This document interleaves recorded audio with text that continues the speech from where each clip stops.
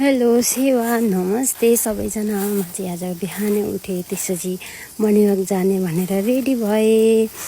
त्यसपछि नि हामी बस्ने ठाउँदेखि देखिने डाँडामा पुग्ने टार्गेट गरेँ। डाँडामा त आइपुगेँ है साथीहरू। कति राम्रो मौसम देखिरहेको थियो नि, बाफ्रे। हेर्दा हेर्दै कुहिरो बादल लागेको।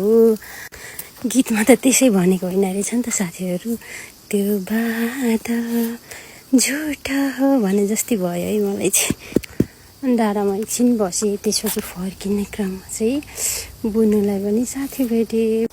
यस्तो छ है बाटो चाहिँ एकदमै खत्तमको छ है साथीहरू। यस्तो चाहिँ अलि भिरको बाटो छ नि त। आजको मौसम चाहिँ एकदमै पानी पर्ने, एकैछिनमा पानी पर्ने, एकैछिनमा राम्रो हुने, फेरि एकैछिनमा बादल लाग्ने, धुमधुम भइराख्ने।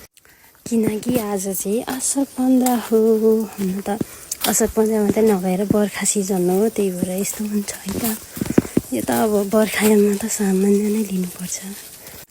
म पनि आइपुगेँ। त्यसपछि सबैजना मिलेर रेडी गऱ्यौँ। तपाईँहरूलाई पनि यही भिडियो मार्फत ह्याप्पी असार 15 राम्रोसँग मनाउनु होला तपाईँहरूले पनि। By by.